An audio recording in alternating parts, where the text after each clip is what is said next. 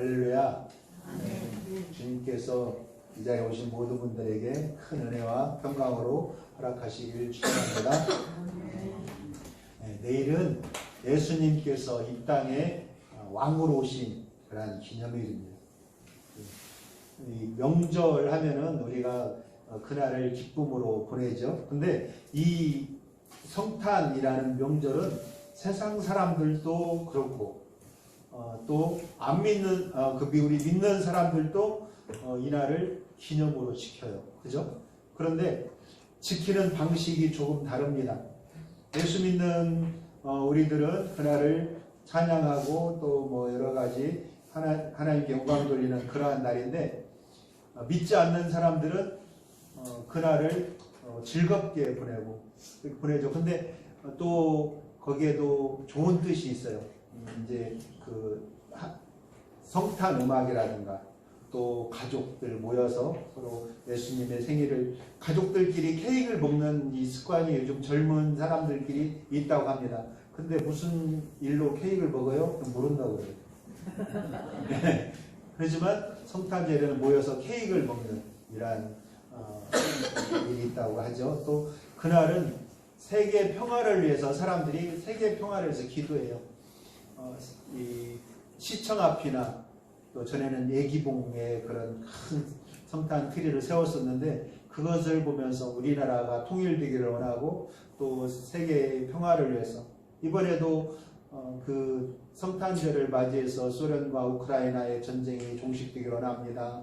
또 이스라엘과 팔레스타인의 전쟁이 종식되기를 원합니다. 이런 기도를 많이 하더라고요. 염원이라고 하죠. 그러니까 세상 사람들은 그렇습니다. 또 불우이웃, 그 구세군 냄비 이런 데다가 자기의 이름을 밝히지 않고 거액을 헌금하는 그런 사람들도 있고 이렇습니다. 그러나 거기에 있는 진정한 의미를 사람들은 잘 모르고 있다는 것이죠.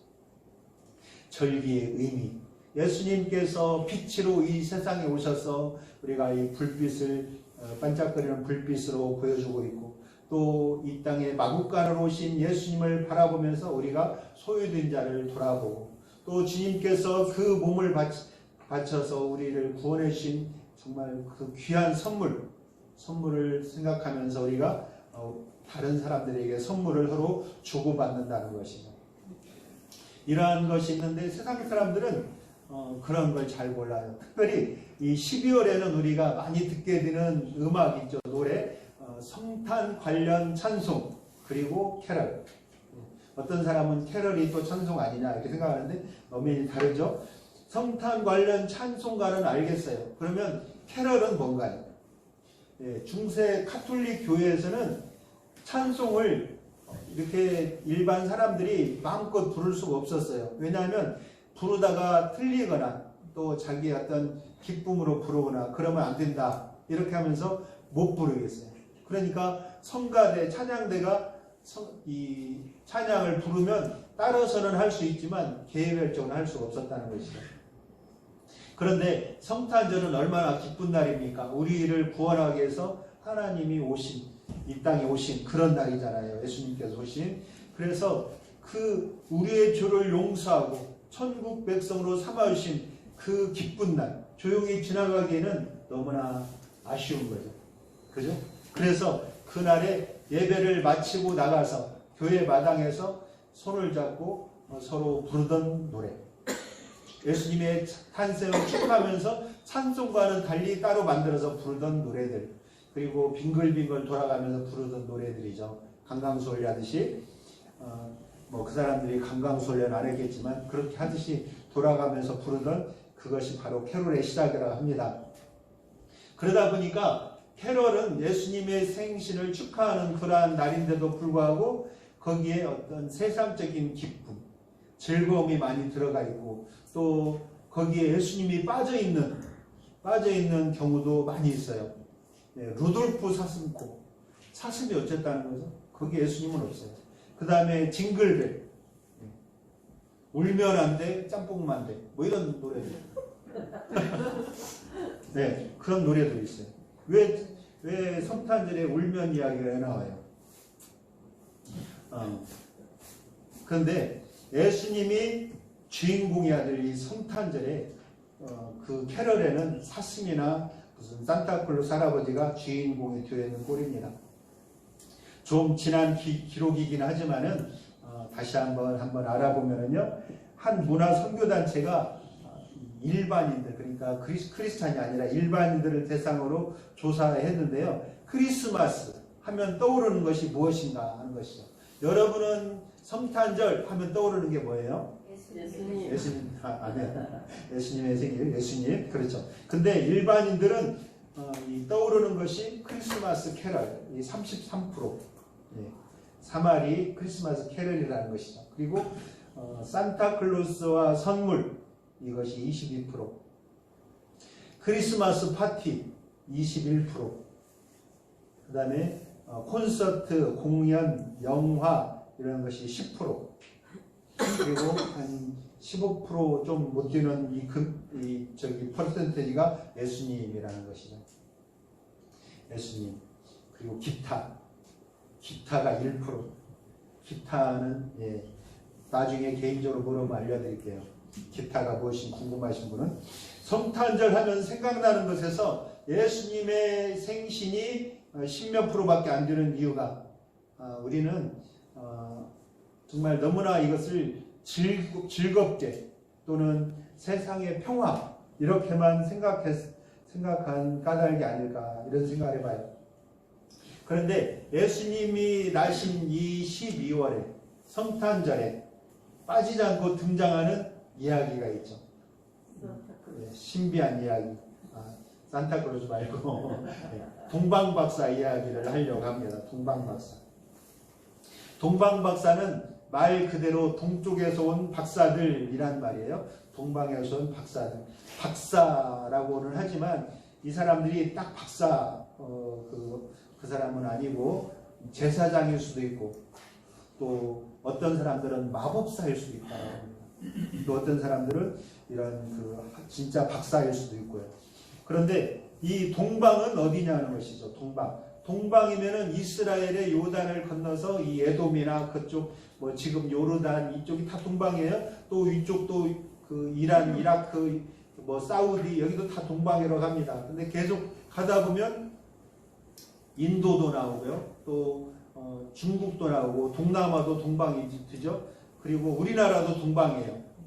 어떤 사람들은 그런 이야기를 해요. 우리나라가 삼국시대부터 별을 관찰하는 이런 별이 관찰은 직함이 있었어요. 일관이라고, 일관.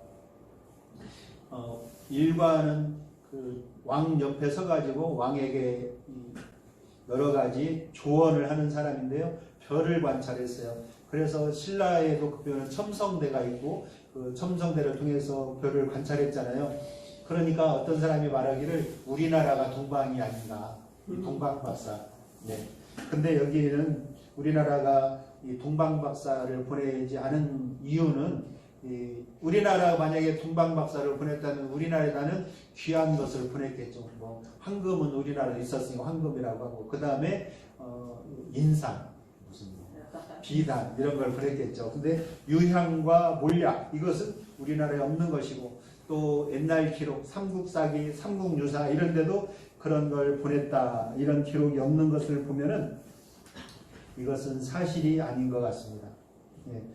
동방박사의 온 곳은 유력한 곳이 페르시아, 페르시아, 지금의 이란, 이라크 지역이죠.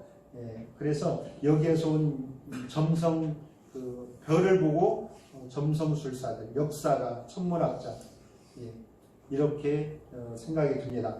그리고 또 동방박사, 예전에는 동방박사 세 사람 이렇게 찬송을 불렀는데 지금은 동방에서 박사들 이렇게 찬송하잖아요.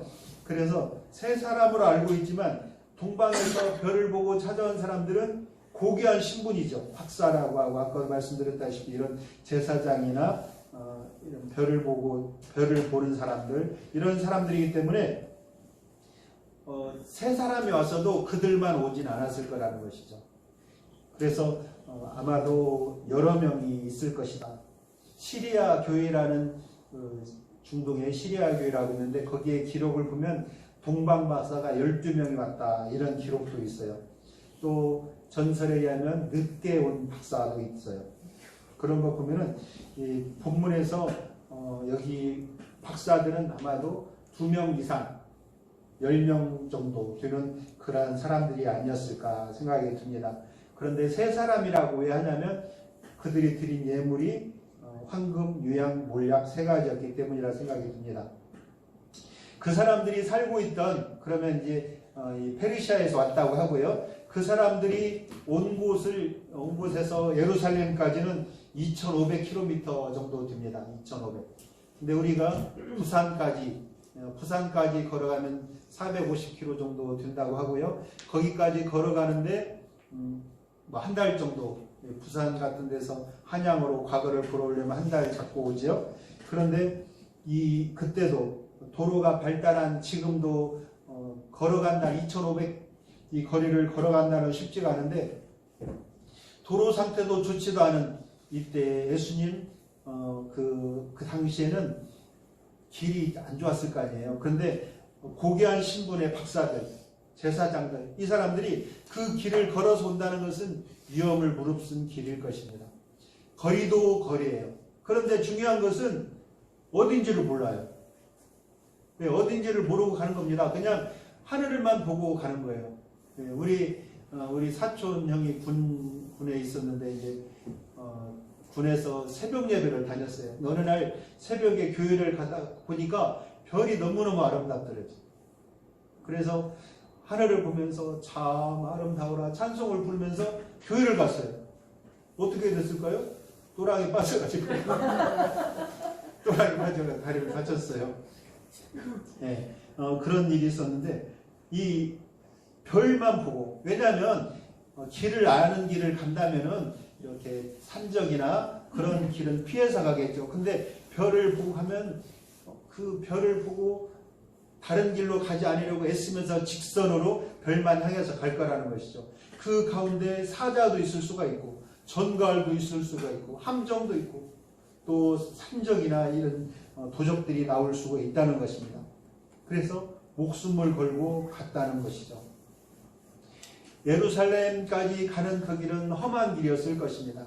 메시아를 만나기는커녕 목숨을 빼앗길 수도 있는 그러한 길이었습니다. 높은 자리에서 편안히 살던 그 사람들이 무슨 이유로 예루살렘까지 왔냐 이거죠. 오늘 이 본문을 통해서 한번 묵상해 보도록 하겠습니다. 네, 동방에서 온 박사들은 스스로 말했어요. 아기 예수께 그에게 경배하러 왔다라고 말하고 있습니다. 이 동방의 박사들은 그에게 경배하러 왔어요. 우리도 이것을 따라해야 됩니다. 물론 이 자리에 나오신 분들은 뭐 해당이 되지 않는 이야기지만 성탄절에 가장 먼저 해야 할 일, 그러니까 다른 분들은 영화를 보러 간 사람도 있기 때문에 하는 얘기예요. 가장 먼저 해야 할 일은 영화를 보는 것도 아니고 또 산타에게 선물 받는 것도 아니고 예배하는 거예요. 예배. 경배하는 것이 가장 중요한 일이라는 것입니다. 발간 이 책이 펴낸 지 한 15년쯤 됐는데요.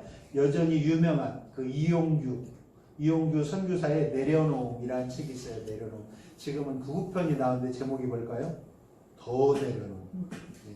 네, 그런데 그 내려놓음 그 이용규 선교사님이 몽골에서 선교사로 있을 때 이야기입니다. 이제 친구를 따라서 한 소녀가 교회를 왔어요.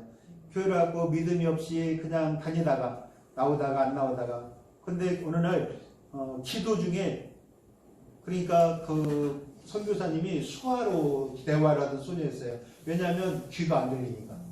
그런데 교회 와서 기도 중에 그 소녀가 그러는 거예요. 목사님 귀가 들려요.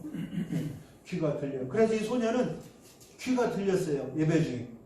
그리고 나서 예배를 예수님을, 그전에는 어쩐지 모르겠지만 그리고 나서 예수님을 영접하고 교회에 한 번도 빠지지 않고 열심히 나오게 됐습니다. 그런데 우리 박삼재 집사님 같이 11시 예배 드리면 9시 반쯤 와 계시죠?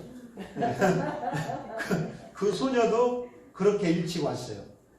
그 소녀도 일찍 왔는데 그날은 11시가 다 돼가는데도 안 오는 거예요. 11시가 다 돼가는데 그래서 이 선교사님이 걱정이 듭니다. 제일 먼저 와가지고 교회에 있던 이 소녀가 왜 안 올까? 막 걱정을 하고 있죠. 그런데 예배 시작 한 5분도 안 돼서 5분 한 2, 3분 남았는데 헐레벌떡 뛰어왔는데 땀을 뻘뻘 흘리고 뛰어왔어요. 그래서 왜 뛰어왔냐? 그러니까 소를 찾다가 왔다. 소. 예. 집에서 키우는 소가 도망가 버렸대요. 그래서 그 소를 찾다가 예배 시간이 돼서 막 뛰어왔다는 거예요. 그래서 소를 찾았니? 아직 못 찾았죠. 아직 못 찾았는데 예배가 중요해서 뛰어왔다. 이렇게 이야기를 합니다. 어쨌든 예배를 사모하는 이 소녀는 헐레벌떡 뛰어왔고 예배에 참석하고 기쁨으로 이제 소 생각은 얼굴을 보니까 소 생각은 잊어버리고 찬송을 기쁘게 부르고 있단 말이죠. 예배를 드리고 있어요. 그런데 이 선교사님 믿음이 적은지 이제 소가 걱정이 되는 거예요. 저 소를 어떻게 해야 되나? 저 소녀가 참 소 찾아야 되는데 저렇게 와가지고 있다가 소가 더 멀리 가면 어떡하냐? 소를 누가 가져갔으면 어떡하냐? 막 걱정이 되고 있는 것이죠. 그래서 이제 마음속으로 기도를 합니다. 예배를 사모하는 저 소녀가 고난받지 않도록 소를 꼭 찾게 해주십시오. 막 기도하고 있어요. 그리고 예배를 마쳤단 말이죠. 예배를 마치고 가가지고 소녀한테 이야기합니다. 야, 빨리 가서 소 찾아봐, 소. 근데 소 찾기도 전에 밖에서 소 울음소리가 들립니다. 이게 무슨 소리인가 했더니 소들이 집에를 안 가고 교회 마당에 난 풀을 뜯어먹고 있는 거예요. 그래서 얼마나 감동입니까? 할렐루야? 네. 여러분, 예배는 우리가 우리의 주되시는 하나님을 경배하는 시간이에요. 네. 그 시간을 우리가 신령과 진정으로 드릴 때 하나님께서 받아주시고 그 안에 생길 수 있는 문제가 있습니까? 주님께서 그것을 막아주시고 또 해결해 주신다는 것이죠. 신령과 진정으로 예배드리기 바랍니다. 이 동방의 박사들은 헤롯 대왕에게 메시아를 찾아서 경배하러 왔다 이렇게 얘기했어요. 그리고 그들은 찾던 이 아기, 별을 보고 찾아왔을 때 있던 그 아기에게 경배했어요. 무엇을 보고 경배했을까요? 그들은 그 메시아에 대한 소식을 아마도 그 포로로 와 있던 이스라엘 사람들에게 들었을 것입니다. 오래전이었지만 그들에게 들은 그 메시아 신앙을 가지고 아기를 찾아왔다는 것이죠. 우리는 우리를 죄에서 건지시고 천국 백성으로 삼아주신 주님께 또 내 삶의 주인이 되시는 주님께 경배드리려고 이 자리에 나오셨습니다. 아멘이시죠? 네, 그래요. 그런데 우리는 경배할 그분을 알고 또 그분께 경배드리러 이 자리에 왔기 때문에 복을 받은 사람들입니다. 그런데 마땅히 드려야 할 경배를 세상 일에 치여서 드리지 않고 소홀히 하는 사람이 있다는 것이죠. 예배를 드리지 않고 소를 찾아러 다니는 사람이 있다는 얘기입니다. 여러분, 마땅히 경배받아야 할 주님이십니다. 그분께 신령과 진정으로 예배하는 저와 여러분 되시기를 소망합니다. 아멘. 두 번째로 동방의 박사들은 최고의 예물로 경배했습니다. 동방 박사들은 아기 예수님께 세 가지 예물을 드렸어요. 황금과 유향과 몰약. 예, 몰약이 뭐지? 진통제인가? 썩지 않게 몰약. 네. 맞아요. 네, 황금과 유향과 몰약을 드렸어요. 예, 학자들은 이 세 가지 예물에 대해서 여러 가지 해석을 합니다. 황금 보좌에 왕이 앉아 있으니까 황금은 왕 되신 예수님을 상징한다. 예, 유향은 그 제사 드릴 때 이렇게 제물과 섞어서 하는데 그래서 제사장 되신 예수님께서 제사장 되신다 그런 뜻이다. 또 몰약은 방부제거든요. 그러니까 부활과 영원한 생명을 뜻한다 이렇게 이야기를 합니다. 그런데 루터는 뭐 그러한 뜻이 아니라 믿음, 소망, 사랑이다 이렇게 해석하기로 했습니다. 그 예물이 무엇을 뜻했던 간에 그 당시에 이 세 가지는 귀하고 비싼 물건이었다는 것이죠. 동방의 박사들은 예수님을 최고의 왕으로 인정하고 자신들이 드릴 수 있는 최고의 예물을 드렸던 것입니다. 마치 그 혼자 드신 그분이 예수님 보는 그때 두 랩돈을 드린 것처럼 자기가 가지고 있는 가장 귀한 것, 가장 최고의 것을 그들이 드렸다, 이런 말씀이죠. 이방인 동방 박사가 아기 예수께 드린 이 예물들은 우연히 일어난 일이 아니에요. 예전부터 이 사건은 예언되어 있던 것입니다. 이사야 60장 한번 읽어보겠습니다. 나라들은 내 빛으로, 왕들은 비치는 내 광명으로 나아오리라. 내 눈을 들어 사방을 보라. 무리가 다 모여 내게로 오느니라. 내 아들들은 먼 곳에서 오겠고 내 딸들은 안기어 올 것이라. 그때 내가 보고 기쁜 빛을 내며 내 마음이 놀라고 또 화창하리니 이는 바다의 부가 내게로 돌아오며 이방 나라들의 재물이 내게로 오리라. 허다한 낙타 위대함과 에바의 어린 낙타가 네 가운데 가득할 것이며 스바 사람들은 다 금과 유향을 가지고 와서 여호와의 찬송을 전파할 것이며. 아멘. 그래요. 그들은 이 만왕의 왕이시고 만유의 주이신 예수님께 드리고자 이 예물을 드리고 가지고 왔다는 것입니다. 예배를 위해서 또한 예물을 가지고 이 자리에 주님께 경배드리기 위해서 오신 모든 분들을 축복합니다. 하나님께서 천사들을 보내시고 동방의 박사들 가는 길을 인도하셨죠. 또 그들이 헤롯에게로 갔으면 어떠한 어려움을 겪었을지 몰라요. 그러나 하나님께서는 그들의 길을 인도하셨습니다. 그렇게 하셨듯이 이 자리에 계신 모든 분들의 발걸음을 지금부터 영원까지 하나님께서 지켜주시기를 축원합니다. 세 번째로 동방의 박사들은 찾아와서 드리는 예배입니다. 그들이 메시아가 나셨구나 생각하고 메시아 우리 너무 멀어서 못 갈 것 같으니까 여기에서 메시아의 탄생을 축복합니다. 경배합니다. 이렇게 했다면 이러한 말이 나올 수가 없겠죠. 근데 이 사람들은 찾아와서 예배를 드렸다는 것이죠.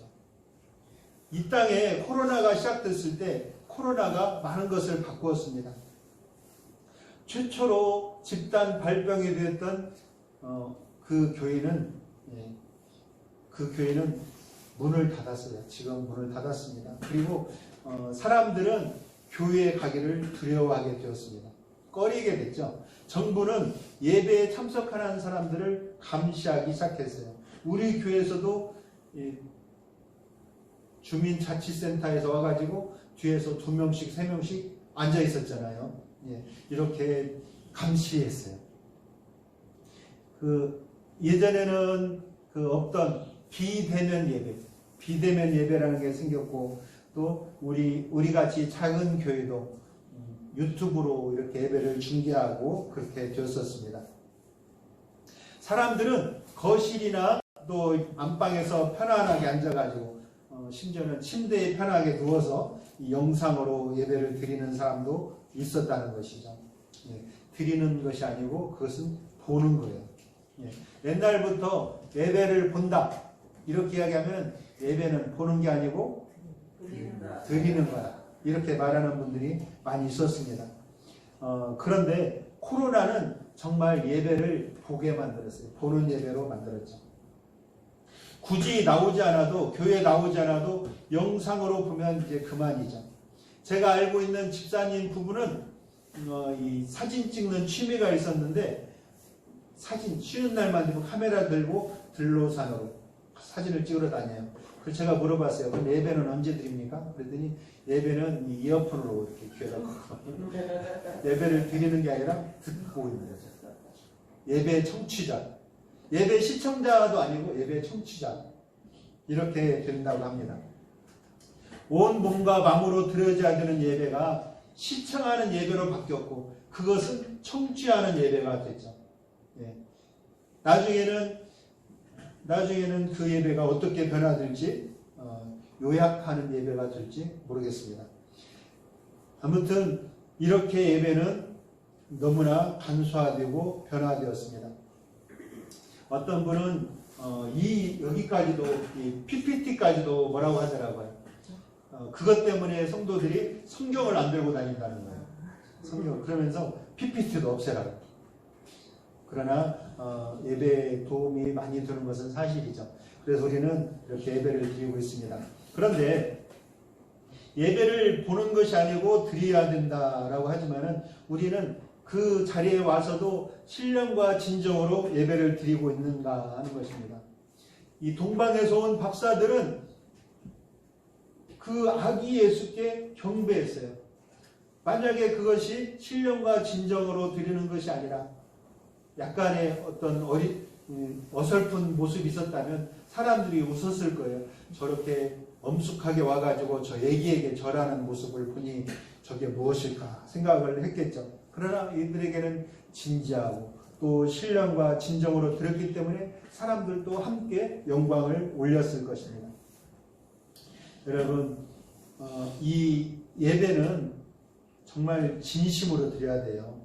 그래서 예배 드릴 때 하나님께 집중하고 힘을 다해서 찬송해야 되는 것입니다. 그런데 이게 가정에서는 어렵다는 것이죠. 힘을 다해서 찬송하면 누군가가 노크하죠. 그죠? 누군가 노크해요. 아래층인데요.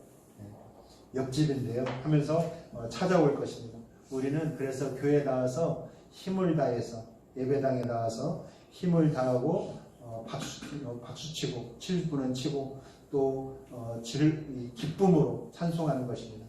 다윗은 아내 미갈이 비웃을 정도로 하나님 앞에서 업신여길 만큼이나 하나님 앞에서 힘을 다해서 찬송했어요. 또 춤을 추었어요. 우리 예배 또한 힘을 다하고 찬송하고 하나님께 집중해야 할 것입니다. 예배는 성도끼리의 교제입니다. 이렇게 집중해서 예배를 드리는 것뿐만이 아니라 또 교제가 있다는 거예요. 예배를 마치고 서로 교제를 하는 것입니다.